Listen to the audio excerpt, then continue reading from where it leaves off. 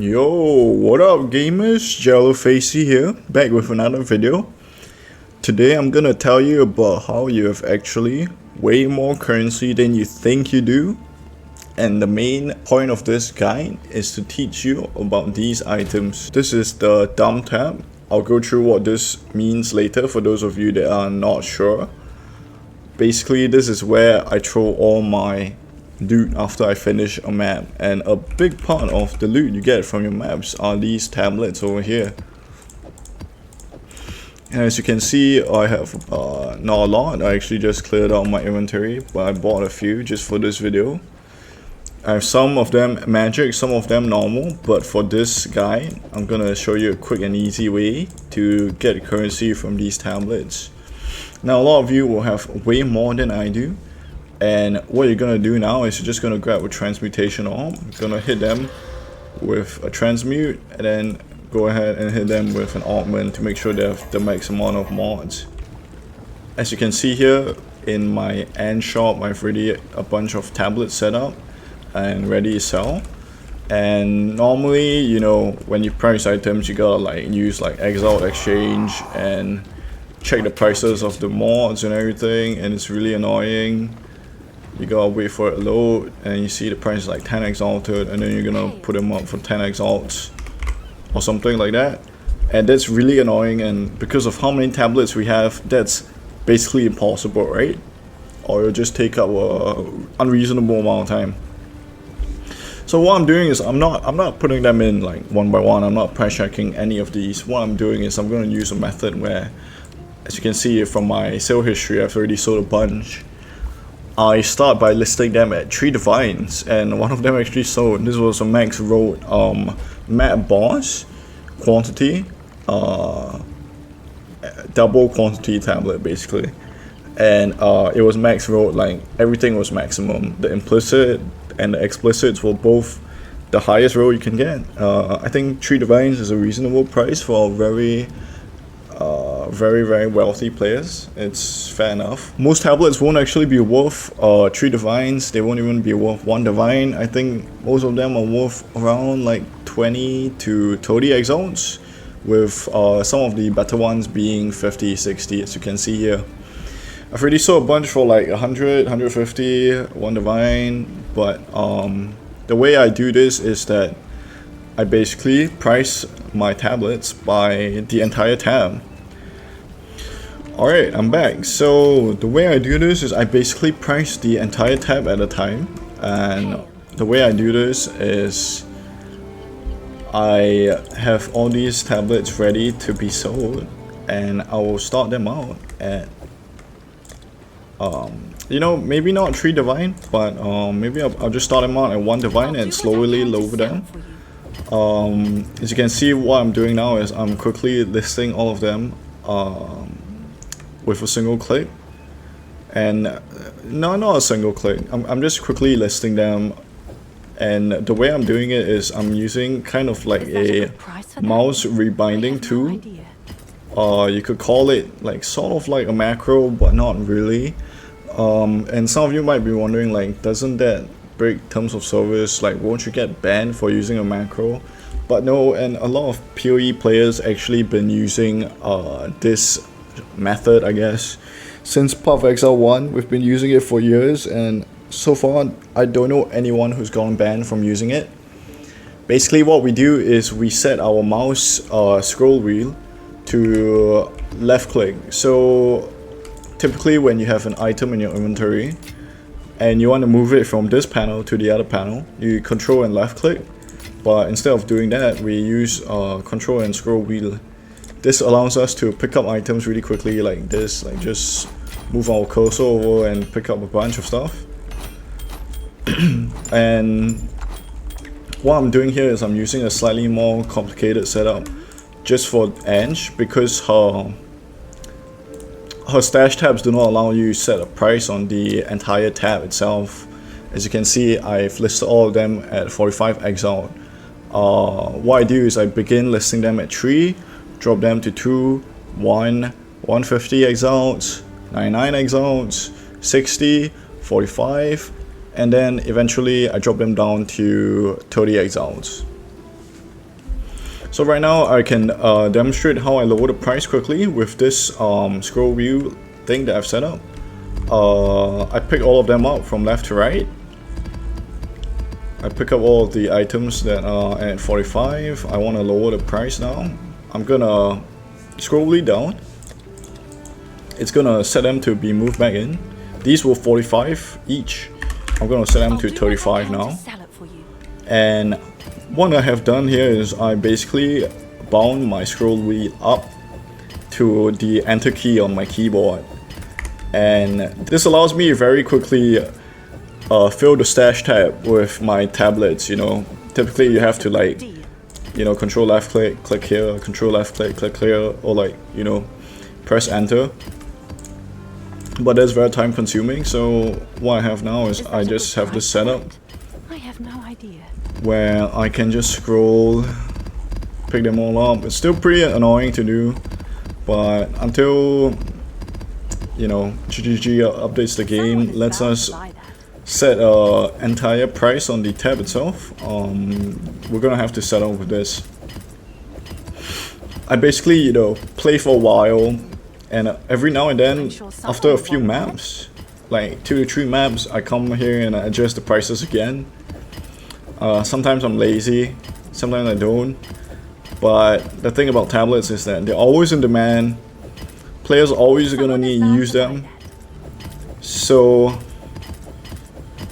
the price doesn't fluctuate that much, you know, here and there, depending on what people are playing, what YouTubers are doing videos on. Prices will shift a little, but from what I've noticed so far, you can see on the right this sales history panel.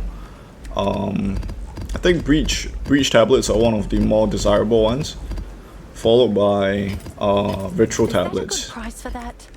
I have no idea.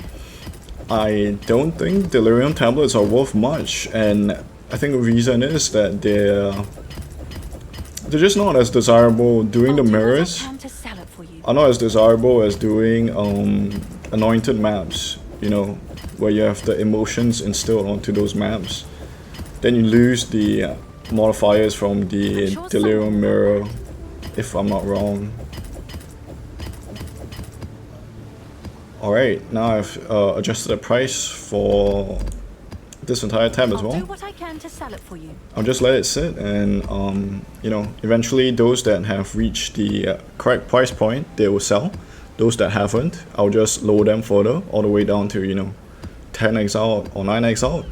And when they reach a price where it's like they're so cheap and they're not selling, they're just stuck in my stash, I take them over and I just, you know, reforge 3 of the tablets and get a new one. So yeah, that's how you get a bunch of currency from your tablets, and you can see my sales history right here. I've already sold a bunch. All the blue ones are the tablets. So it's a good way to clean out my stash as well.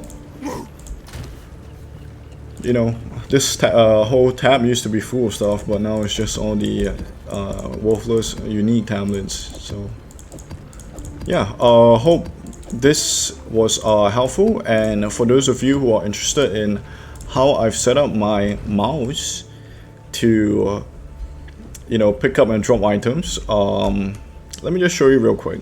What I have here is I have a Razer mouse, and it comes with this software where you can download from the Razer website. It's called Razer Synapse. What I have here is I have a profile.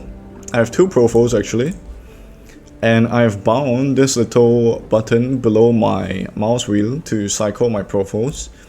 And you can see I've set up the other profile to have my mouse wheel up, perform the enter key, and mouse wheel down to left click.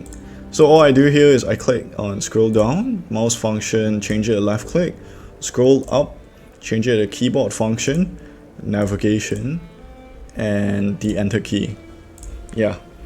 So as you can see, when I click on these, when I click on this small button below the scroll wheel, I'm swapping back and forth between the profiles. And the way it works in game is that I can, you know, use normal functionality and scroll. This is what happens when you hold down control and scroll wheel. And when I want to, you know, pick up a bunch of stuff, I just have to do this. click on the little button, and there we go. And for those of you that do not have a Razer mouse, let me show you a software called XMBC.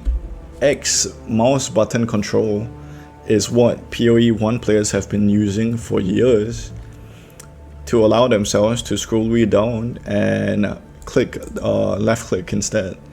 And as you can see from the description here, you can also, you know, allow your scroll wheel to do other actions such as keybinds as well, simulated keystrokes. Can allow scroll wheel up to do the enter key. And I know you guys might be wondering like, oh, like wouldn't you get banned for using a software like this? But the answer is no. People have been doing it for years, that's one thing. Secondly is that GG has made it pretty clear that the way they've been banning players is when they use macros. For example, back in PoE 1, people would use flash macros so they don't have to press the flash button. But as long as you're not doing anything that automates actions, such as using skills or flash, or you're not doing anything that is, for example, I press the side mouse button and it presses both left click and enter at the same time, which is 2 actions, then your macro is basically fine. Because scroll wheel down is 1 action, and left click is 1 action as well. And scroll wheel up is 1 action, and it's performing a single action, which is hitting the enter key. That is okay in GG's eyes, since it's just reminding and remapping our actions to another button. Well, so that was a quick video from me, and another great thing about this whole setup is that it allows you to basically use your mouse wheel to clean up your stash. For example, you just exited a map and you have a bunch of currency, you have a bunch of divines and random bouts and inscribed automatums and trial coins. Normally, with how tab affinities work, if you did like, you try to drop everything into these stashes, it would just get stuck. Like this ruby ring would go in and the rest of the items wouldn't. It allows you to use quad stashes to basically dump in things that don't belong in any tab affinity. And for those of you that are wondering what tab affinity means, it's basically a way for us to magnetize stuff that we drop into our stash. For example, this is the currency affinity. What it does is I have 41 transmutes here and my stash has none. If I drop this into any tab that isn't the currency tab, it automatically gets magnetized into the money tab.